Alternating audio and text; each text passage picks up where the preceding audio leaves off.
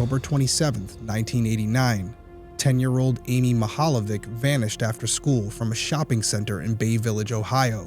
Detectives would later learn that she had been lured there by a man pretending to know her family. For months, Amy's parents, investigators, and the entire community searched for answers, hoping she would be found alive. Then, in 1990, Amy's body was discovered in a remote field in Ashland County, Ohio. Her death was ruled a homicide, but more than 3 decades later, Amy's murder remains unsolved, leaving everyone wondering who killed Amy Mihaljevic.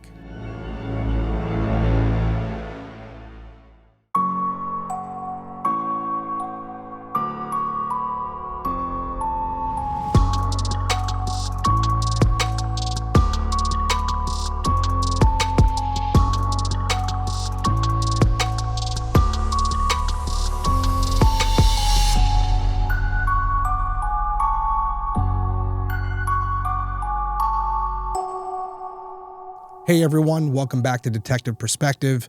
My name is Derrick Levasseur. I'm a licensed private investigator and former police detective.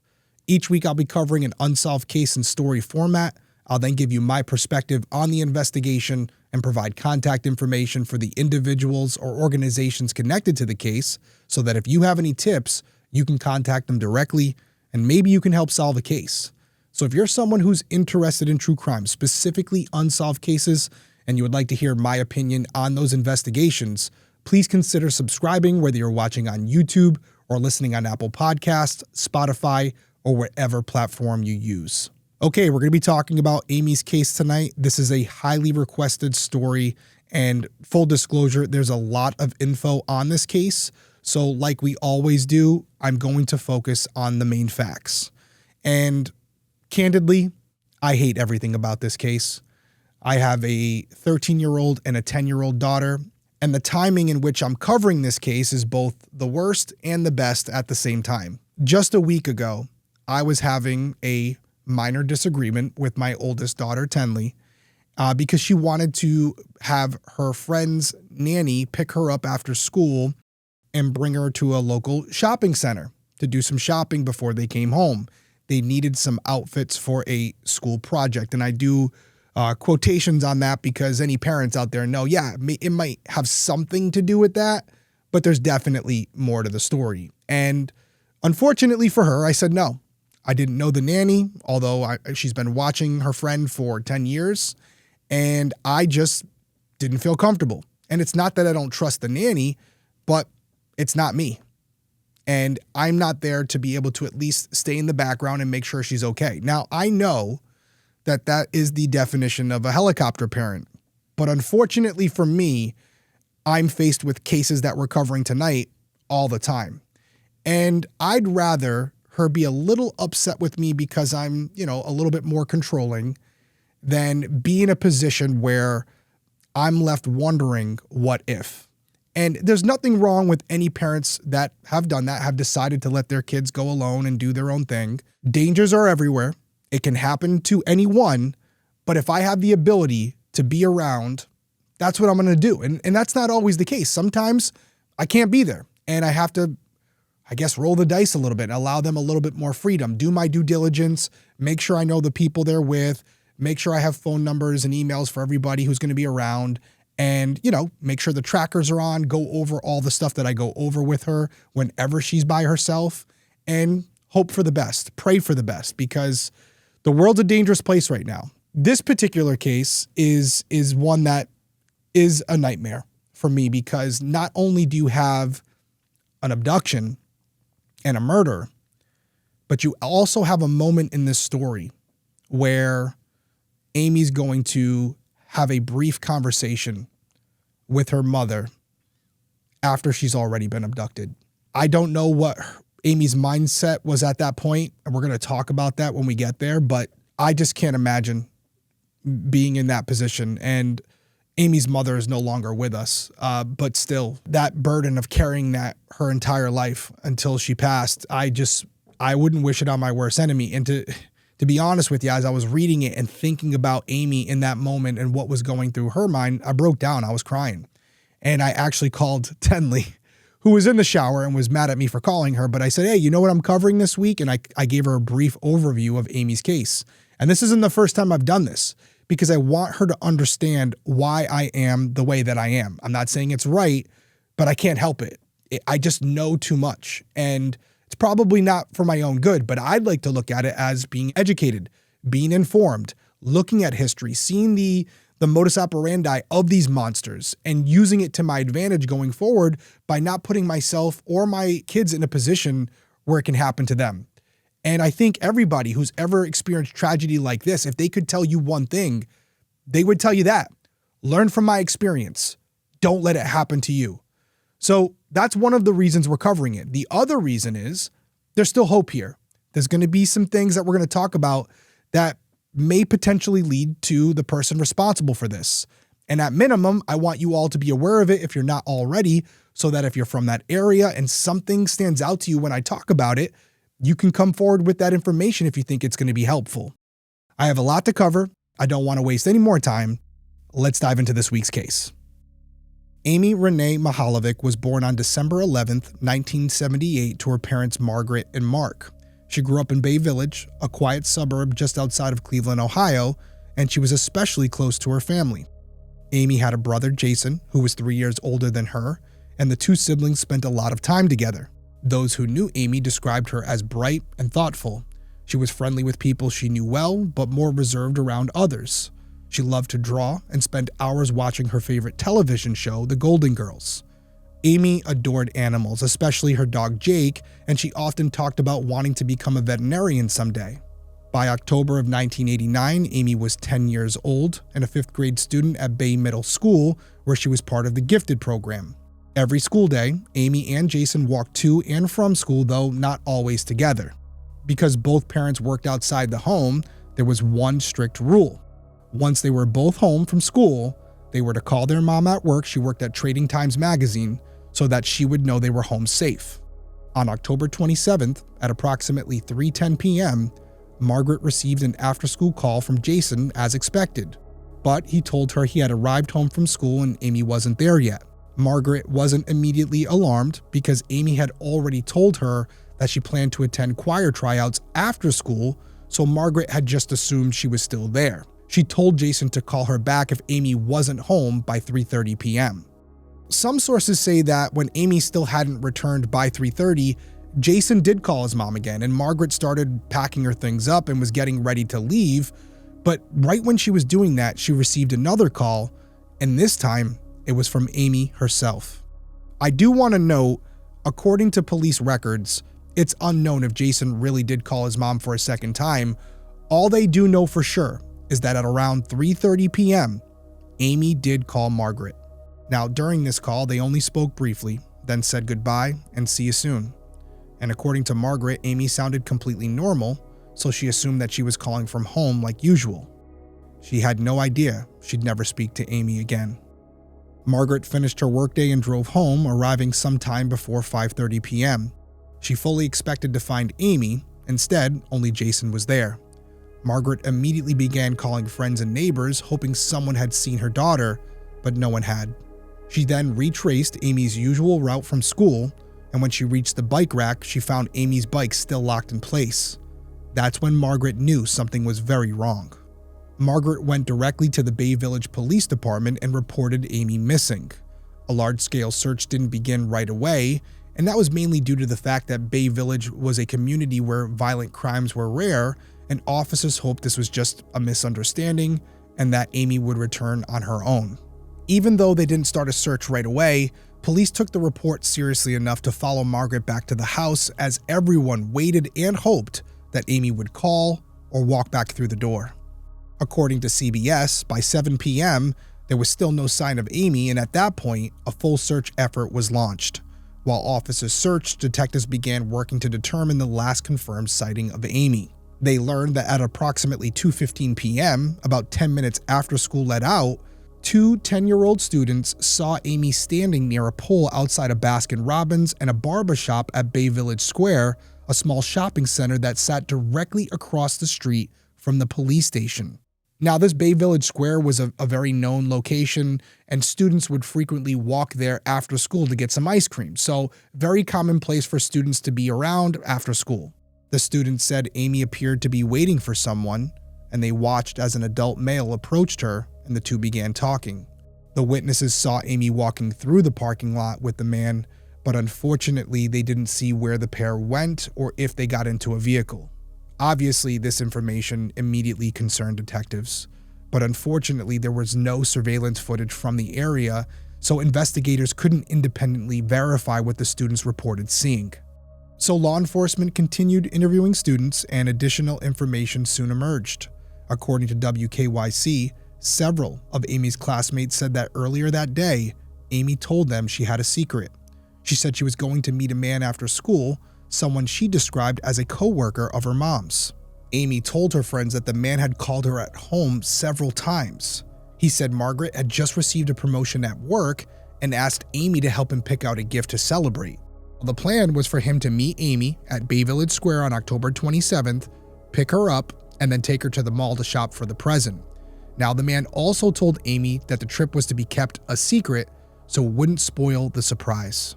When detectives learned this, they went directly to Amy's parents and her brother, and none of them had any knowledge of the supposed co-worker, the phone calls, or the shopping plans. Jason did tell investigators that he remembered overhearing Amy speaking with the man on the phone in the past, but didn't know who the caller was or what they had discussed. At that point, detectives were faced with a chilling realization. Someone had gained Amy's trust and used it against her. She had been abducted. We can kind of go back and break down what I've talked about so far because it was a lot. First off, I know some people might be turning their head a little bit when I say that law enforcement didn't immediately start a large-scale search. I'm sure there was stuff going on. They were reaching out to friends and family. They were following Margaret. They were following up with her. They didn't just shoo her off. Do I think in hindsight, they maybe could have sent some people out to just search particular areas where Amy might have gone? Sure. Is it possible they did do that? Absolutely. I also thought about roadblocks and would that have been possible? Depending on how many roads led in and out of that town, maybe. But how big of a radius do you do? How far has Amy gotten by that point? We're now looking at 5:30, 6 o'clock, right? The last time they've heard from her was at 3:30, and it looks like she was abducted way before that. So 2-3 hours, she could have been in another state by that point. Because you have to remember, at this point, when Margaret came into the station, they didn't know about Bay Village Square. They didn't know that she was seen with an adult male. All they knew was that she called her mom at 3:30, the bike was still in the bike rack, and she wasn't there. So it's possible she could have been at a friend's house, a neighbor's house, something. And that was the hope. And I'm not going to criticize them too much because it's always easy to play Monday morning quarterback. And there's a lot of cases where I got to come down hard on them. They didn't do their job and it could have made a difference. I don't know if that's the case here, especially with what we know now. I think they handled it for the most part right away, especially if we come to learn that even though they weren't out there doing a search of all the woods and the roads at that time, they were out there doing a preliminary search, reaching out to friends, neighbors to see if anyone had seen or heard from Amy. If that's the case and they're in contact with Margaret, the mother, at the home, also waiting for Amy's return, then I'm okay with it. I'm happy with the way they handled it. Maybe you won't be. If you're not, weigh in down in the comments. Let me know in a review. I'm fine with that. But that's my initial perspective on it. Now, as far as what we know now, it's bad. It's really bad. We know that this guy has been doing his research. This wasn't just a random day where he saw Amy in a parking lot and decided to grab her. There was some thought put into this. And this wasn't the first girl that he had reached out to. So this guy was planning this for a while and probably had something in place for that day where he was going to get out of the town as quickly as possible. And I want to go back to the phone call because that's the thing that I struggled with as I thought about it over and over and over and over. And to me, I don't think at that point when Amy made the phone call, she knew how much trouble she was in. I think at that point, because of circumstances that I'm going to talk to you about in a little bit, she was under the impression that she was still carrying out this secret for her mom. And so when she called and she was calm, cool, and collected, that was because she was putting on an act so her mom wouldn't figure out that she was out getting a surprise for her. And as weird as this sounds, and you may feel differently, that made me feel just a smidge better, because the thought of her being held against her will, making that call to her mom, wanting to tell her what was currently going on, but not being able to, it broke me. And I'm not going to get emotional again, but I didn't like it. I still don't like this case for many reasons that we're going to learn about, and you already know from the trailer, but I don't know, something about it, like her in that final moment talking to her mom, still being in a good place and ending on that note, to me, just made me feel a little better, but not good at all. So once detectives understood that Amy had been abducted, the investigation escalated quickly. Bay Village police contacted the FBI, went public to ask for help, and began actively searching for the person responsible. They had no immediate leads on who the man could be. What they did have were a few critical clues. The caller knew where Amy's mother worked, and he knew when Amy would be home alone without her parents, which would be the perfect time to call. He also appeared to know that Amy called her mom every day after school, and that failing to do so would raise concern. Investigators believe that's likely why Amy was allowed to make that call that afternoon, even after she had been abducted. And that goes back to what I was just saying, which is why I believe her abductor let her call. He probably said to her, "Hey, is there anything you normally do when you get home?" And she said, "Yeah, I usually call my mom to let her know that I'm there." So at that point, he probably said, "Okay, well, let's call her real quick so that way she doesn't know that we're about to surprise her." And obviously Amy agreed to do so, and that's what transpired. At least that's why it all makes sense to me, because I don't see a 10-year-old girl being in a predicament where she knows she's in a lot of trouble and being able to keep her composure on the phone long enough where her mother wouldn't have detected something was off, something was wrong, and maybe ask a follow-up question like, "Hey, is everything okay?" Absolutely nothing, and nobody knows Amy better than her mother. So the fact that there were no red flags, according to Margaret, that means a lot. I think the only way Amy would be able to pull that off would be if she didn't know what was actually going on. And detectives did attempt to determine where that call came from, but they were never able to trace it. You got to remember, this is 1989. Things were a lot different, unfortunately. It's not like it is today. So although I wish it happened in 2026, we can only play the hand we're dealt. And unfortunately, with the technology at the time, there wasn't much you could do. However, they did receive a report from a woman who said she saw a girl resembling Amy at the Westgate Mall, which was approximately 6 miles from where Amy was last seen, and this was around 3:30 p.m. The woman said that the girl was walking in the food court with an adult man, so could be someone else, but based on what we know, the proximity and who she was last seen with, and around the same time when the call was made, it's a high likelihood that the woman had actually seen Amy with her abductor. And again, unfortunately, due to the lack of technology and surveillance footage, law enforcement was never able to confirm or rule out this tip. Still, investigators have always said it is possible that the girl this woman saw was in fact Amy, and that she made the call to her mom from a payphone at the mall. And to me, that all makes sense. It all tracks, right? She was seen in close proximity to the mall, and she was seen at the mall around the time she made a phone call, which would align because they didn't have cell phones then, so she had to be at some public place in order to make that phone call. And when you think about the illusion that this guy made, he basically said, "Hey, we're going to go get a gift for your mom at the mall." Well, it would make sense that he brought her to the mall, and that lowered her guard because everything was checking out. And so she was willing to make that call to her mom and lie about where she was in order to keep the secret going. Is it possible it's not her? Of course. But to me, it does track, it does line up. As the search for Amy continued, detectives worked closely with the 2 students who reported seeing her outside Baskin-Robbins. Based on their statements, police developed a description of the man they saw. He was described as a white male between the ages of 30 and 35 years old, approximately 5'8" to 5'10" tall, with a medium build. He had dark hair, possibly curly, with a bald spot toward the top or back of his head. Witnesses also noted a small amount of beard growth and said he may have been wearing round glasses and a tan jacket. Based on that description, a composite sketch was created and shown to Amy's family, but they didn't recognize the man. The sketch was later released to the public, but the man has never been identified. Investigators have said that they are unsure how accurate the sketch is and are not relying heavily on it, and that's mostly due to the fact that you have to consider the witnesses. These are 10-year-old students. You would like to think that they would be able to give you an accurate description, and maybe they did.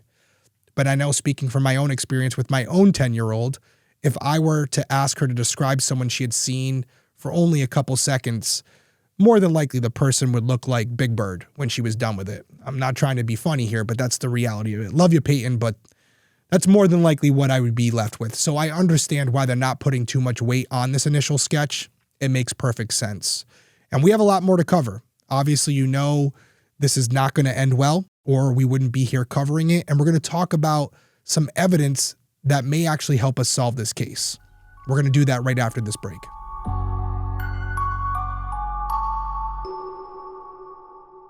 Ever wake up sweaty, freezing, or just uncomfortable? The temperature in your bedroom can make or break your sleep. That's why I switched to Miracle Made sheets. They're inspired by NASA technology and use silver-infused temperature-regulating fabric to help keep you at the perfect temperature all night long. And thanks to their antibacterial silver technology, Miracle Made sheets stay cleaner and fresher up to 3 times longer than regular sheets. That means fewer odors, fewer wash cycles, and way less laundry. And the most important part, at least to me, they have to feel good, right? I mean, all that other stuff really doesn't matter if they don't feel good, so I'm happy to report they feel great. And they feel just as nice, if not nicer, than some of the sheets I've slept on in 5-star hotels, but without the steep price tag. So yes, they're smooth, they're breathable, and ridiculously comfortable. They're also great for your skin. All that hidden bacteria that you find in regular sheets, well, it can clog your pores, it can cause breakouts, and last time I checked, nobody wants either of those things. But with Miracle Made's antibacterial design, it helps you sleep cleaner and clearer night after night. So upgrade your sleep or give the gift of better rest with Miracle Made. All you have to do is go to trymiracle.com/detective to try Miracle Made sheets today. You'll save over 40%, and when you use my promo code DETECTIVE, you'll get an extra 20% off, plus a free 3-piece towel set. They make an amazing gift, and with their 30-day money-back guarantee, there's really no risk. That's trymiracle.com/detective at checkout. Thanks to Miracle Made for sponsoring this episode.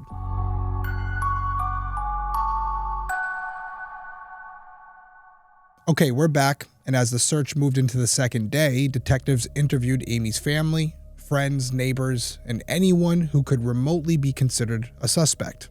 Despite those efforts, no leads emerged.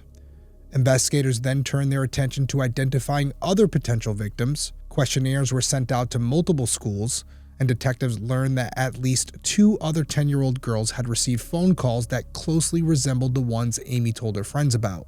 One girl reported that the man introduced himself as her mother's boss using the correct name. He said her mom was getting a promotion and told her he was unsure what to buy as a gift. He asked to pick her up after school so she could help him choose a surprise, but when the girl began telling her brother about the call, the man became angry and said, quote, "You're going to ruin it." She told the man she couldn't go, and he hung up. The second girl reported a similar circumstance. She further said the caller was, quote, "very persuasive and contacted her multiple times when her mother was not home." She also said he had a specific knowledge about her family. His attempts failed when she said she wanted to check in with her father first. According to the media, detectives searched for a connection between the girls who received these calls and identified one shared link: the Lake Erie Nature and Science Center in Bay Village. Now, what's interesting here is that the center kept a guest book where visitors wrote their names and addresses, but when detectives attempted to locate the guest book, it was missing, and it has never been recovered. However, this wasn't a complete loss because after identifying that connection, investigators spoke with additional girls who had visited the center and learned that some of them had also received similar phone calls, but none of them met with the man, thank God. Now, you would think this lead was very strong, and it is. And I wish I could tell you that it led somewhere, but unfortunately, it didn't. And as we were kind of going over this, Shannon, the one who's editing this video right now, was like, why couldn't they set up like a catch a predator style sting and catch him that way? And that would be a good idea, to try and lure him back out to do this again to someone he sees as an easy target. But I have to imagine that at this point, he's not going to attack the same area twice. He knows that they're onto him. And I'm going to talk about my profile of this suspect at the end of this episode. But I would imagine that this was a one-time deal and he probably moved on to another location. That being said, as an investigator, it wouldn't stop me from reaching out to other parts of the country and seeing if any other departments had run into something where the suspect was reaching out to young girls who attended a daycare center or a school. Maybe they did meet up with them. Maybe they survived that encounter. There could be someone who carried out the same methodology in another part of the country years before Amy's disappearance.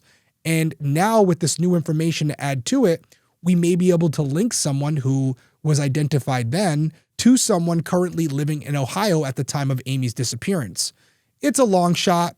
It's a very low percentage that it would lead anywhere, but we've had circumstances before where it was also a long shot, but the detective did the work and it ultimately paid off. So I wouldn't say a catch a predator style sting would work here because, again, more than likely they're going to know that law enforcement's onto it and looking for it, but it doesn't mean that this person hadn't done it before Amy and didn't do it after in another part of the country, and that needs to be investigated.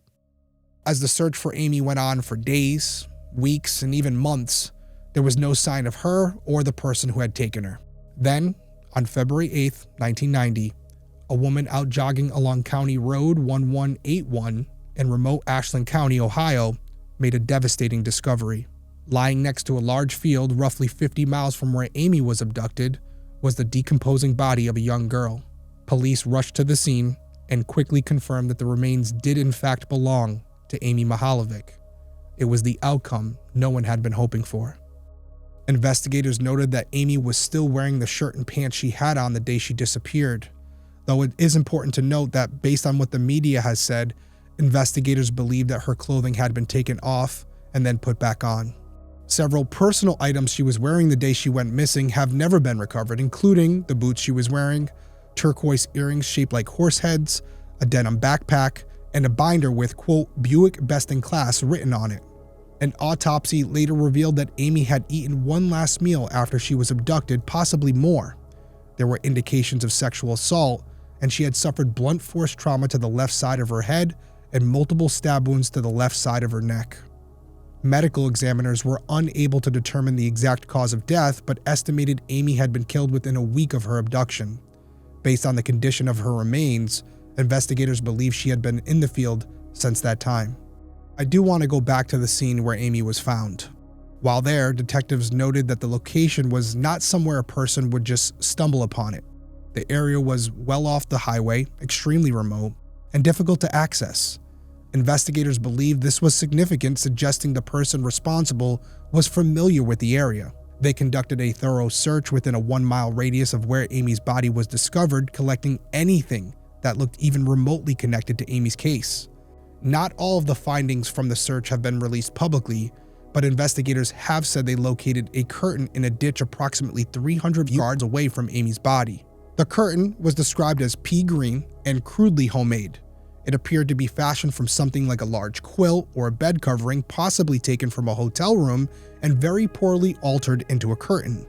Detectives believe that Amy could have been wrapped in it at some point, though they couldn't be sure due to the limited technology at the time. The curtain, along with anything else that was found, including Amy's clothes, were collected as evidence and kept in storage until technology could catch up. This was a common occurrence back in the 90s, back in the 80s. I know with Michelle Norris, 1988, same thing happened where although the technology at the time couldn't be used to help filter out what the evidence actually meant, they knew even then that if they collected it properly and preserved it in a way that it could be used later, technology would eventually catch up. And that's even the case today. There are things that are being collected now that still can't be utilized even with the current technology that we have. But there's one thing for certain. As we evolve as a society and as DNA technology and AI gets better, things that didn't appear to have significance at the time based on our limitations, will be the key factor in solving a case down the road. And that'll always be true. So the number one thing that any investigator can take from this case or any other cases is when you have something, even if it doesn't hold a lot of value at the time, you need to treat it like it does. Because in the future, how you preserve that evidence may decide whether the case is solved or not. In addition to canvassing the area for physical evidence, they also reached out to anyone in the area to see if they saw anything suspicious. And through those interactions, they learned about an Oldsmobile that had been seen driving through an intersection near the field on the same day Amy's body was found. According to ABC, another witness reported seeing a man in his mid-20s to early 30s standing near a dark blue hatchback with the rear hatch open approximately 13 hours before the body was discovered. A sketch of this man was later created and released, but unfortunately, again, these leads went nowhere and years passed with little movement in the case. And as I mentioned earlier, tragically in 2001, Amy's mother, Margaret, died at the age of 54. She was laid to rest beside her daughter. And as far as Amy's father, Mark, and her brother, Jason, they continued advocating for answers along local and federal law enforcement. There were few public updates until the early 2010s when former FBI agent Phil Tornsey came out of retirement to continue working Amy's case. He re-examined all the evidence to determine what could be tested using advances in forensic technology and submitted multiple items for analysis. Now, over the past decade, a lot of this evidence has been tested and retested, so I'm just going to talk about everything they found during that time, starting with Amy's clothes. According to Crime Stoppers, DNA found on Amy's clothing was determined to belong to a male. However, the amount recovered was too small to develop into a usable profile. Additionally, fibers recovered from Amy's clothing were consistent with a tan-colored automobile carpet manufactured between 1975 and 1978, most likely from a GM vehicle. Why is that important? Well, I just mentioned an Oldsmobile a few minutes ago, which was spotted by a witness, and Oldsmobile was made by GM. So it gives more credibility to not only this witness, but also to the possibility that what they saw was in fact the suspect's vehicle. So it's not going to help solve the case right there, but if we identify a person, this is one of those factors that you can go back and cross-reference. Let's go back to that curtain that was recovered near the scene, because I do think that's significant as well, because up until this point, investigators thought the curtain was related to Amy's case, but they couldn't be 100% sure. Thankfully, the lab was able to locate dog hair and human hair on the curtain. Now, the dog hair was matched to Amy's dog Jake, which I mentioned earlier, and some of the human hairs were determined to belong to Amy, officially confirming the curtain's connection to her abduction and murder. In addition, 3 male human hairs, possibly from the killer, were also found on the curtain. Unfortunately, the hairs have been described as extremely fragile, limiting the testing that can be done at this time.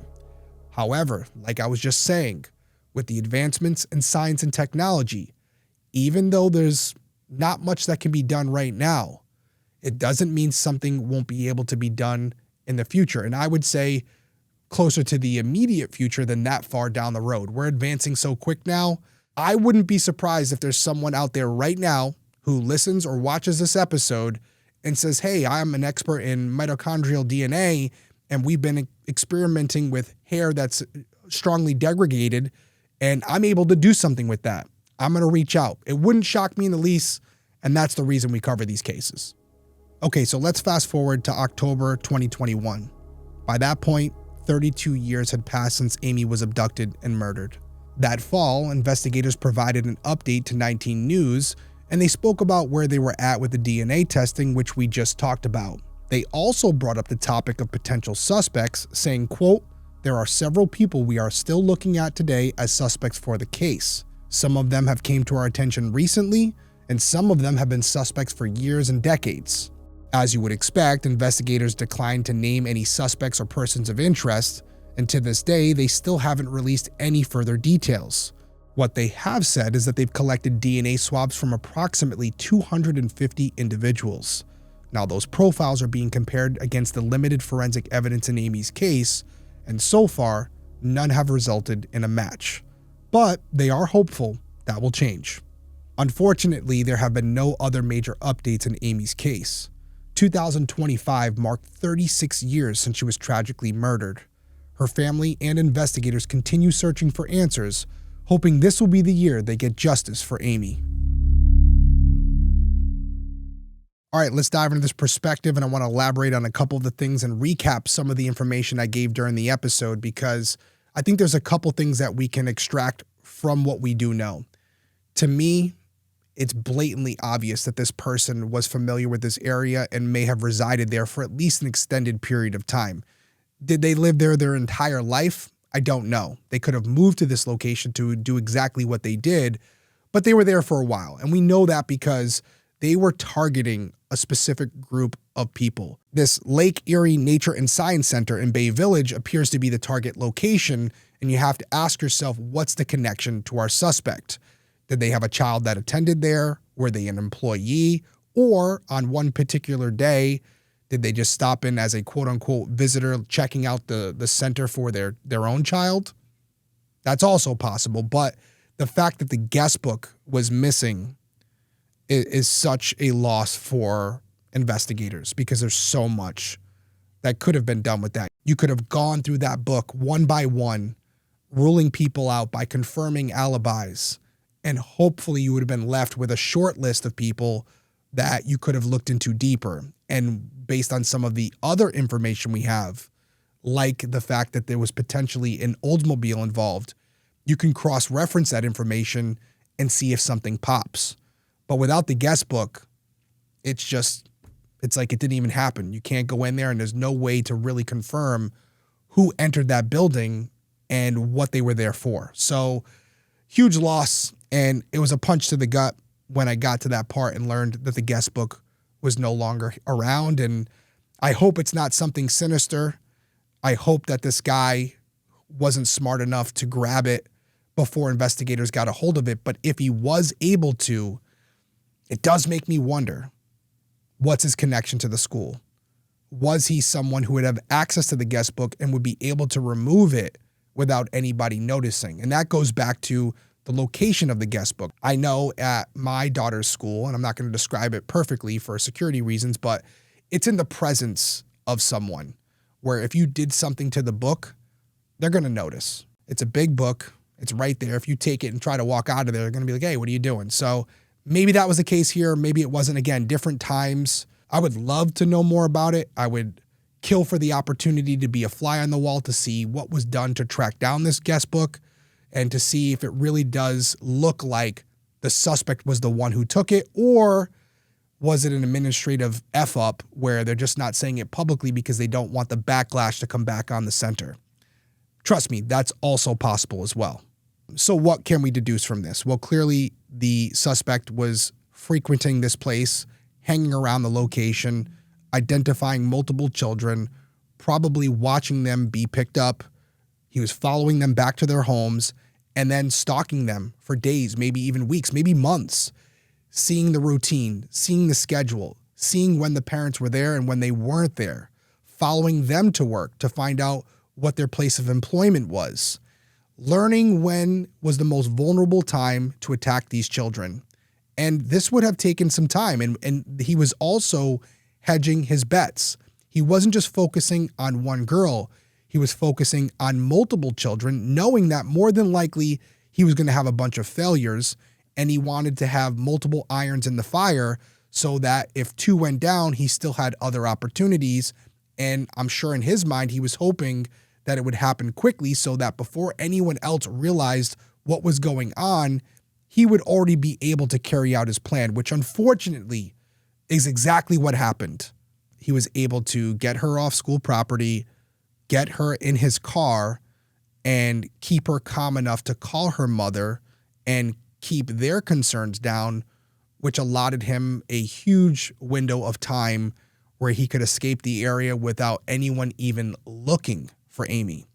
And that is the small argument that can be made where if they're doing the search initially, maybe it makes a difference. Although I will say, based on the time frame that we have, they're at the mall at 3:30 when she makes the call to Margaret. Maybe they're there 30 minutes. I would say probably even less. but let's just say 4 o'clock. Now they get in the car, and that's when Amy finds out that this is not what it appears to be. I'm sure at that point she's restrained and she's unable to do anything. And then it's an hour to an hour and a half drive before Margaret realizes that something is wrong. Now, by the time she gets to the police station around 5:30, 6 o'clock, you're looking at almost 2 hours. And the radius that you would have to cover at that time, it would more than likely be physically impossible for that local police department. But we'll never know. We'll never know if it could have made a difference. And again, just to reiterate, I don't think that it did. I think that they handled it the way they thought was appropriate based on the times, based on the circumstances of what they knew when they knew it. And they didn't even wait until learning that she had been seen with an adult male. They initiated that search as soon as she didn't come home around 7 p.m. So overall, based on all the cases that we've covered, I give them a pass here. I can't sit here and be a hypocrite and say I might not have done the same thing based on the circumstances. So I don't think that was a factor in this case. What is a factor is that this guy knew what he was doing, knew the area, felt confident enough to grab her right across from the police station. Yes, it was calm and she didn't put up a fight, but still you run the risk of the police officer coming across from the police station to grab an ice cream and seeing your face. So the ball's on this guy, to put it bluntly. It's out there, and it does make me think that he's not someone who was known to the community that well. So even if he lived there, he was a recluse, because if he was someone who was known to everybody who frequented the area, he would be less inclined to be seen with Amy in a public area, because now it's not some strange man that she's seen with. It's Johnny from down the street or James from church. So I don't think he would put himself in that position if he had a lot of friends or family around there. That's what I'm trying to say. He can be from that area and still be a stranger to most of the people who live there. So where does that leave us? It's about the DNA. Fortunately, we have it in this case. We need science and technology to come through for us and find a match. Whether it's a match directly to the suspect or a familial match, that's all we need. Because from there, we can take the evidence we do have and reverse engineer it. Let's say we identify a guy and he's from the area, maybe lived in this location for, 3 to 5 years, maybe longer, doesn't really matter. He was in Bay Village for an extended period of time. Then we learn that he had some type of connection to the Lake Erie Nature and Science Center. Then we do an even deeper dive and we learn that at the time of Amy's disappearance, he owned a 1975 to 1978 Oldsmobile. And if we're really lucky, we find that he has some unknown connection to this Ashland County, where he would know the topography of the area and where he could dump a body that wouldn't be found for a long enough time for him to get out of there. That's perfect scenario. We don't need all of those points, just a few of them. But in order to get there, we first have to identify the DNA. Who does it belong to? Make that match, and we solve this case. But what if the DNA is amiss? Do we just pack it up and go home? Absolutely not. There's still a lot here. I've provided you with a lot of detailed information, and it may not make sense to you or I, but there could be someone out there right now who's saying, yeah, that person checks most of those boxes. They were around that learning center during that time. They were in Bay Village. They owned an Oldsmobile that was between 1975 and 1978. And yeah, they did have a connection to Ashland County. Maybe I should call it in. I don't know if they did anything, but I at least should put it on someone's radar. And maybe they make that call. And then by making that call, they're able to get a DNA profile from that. Or again, if the DNA is not working, maybe that person's already on their suspect list for another reason. And now they can start vetting that person's criminal history, where they have lived throughout the country, and see if there were any other crimes in those areas that were similar to what happened to Amy. And honestly, that's how it starts. Just one small thing that may be insignificant to 99% of the population, but to the investigators working the case, that could be what gets this train on the tracks. And After that call or email or message comes in, 3 months from now, they could be announcing that the case has been solved. It's been done before. It can happen again. So just in case that person is listening or watching right now, 10-year-old Amy Mihaljevic was abducted after school on October 27, 1989 from the Bay Village Square Shopping Center in Bay Village, Ohio. More than 3 months later, on February 8, 1990, Amy's body was found in a remote field in Ashland County, Ohio, roughly 50 miles from where she was taken. Her death was ruled a homicide, but despite decades of investigation, no arrests have ever been made, and Amy's murder remains unsolved. If you have any information about Amy's case, please call the FBI at 1-800-CALL-FBI. There is a $25,000 reward available. My final words, as always, go out to Amy's friends and family, specifically her father, Mark, and her brother, Jason. I know you guys are carrying on the torch for Margaret at this point, but I want you to know you don't have to do it alone. I'm here with you.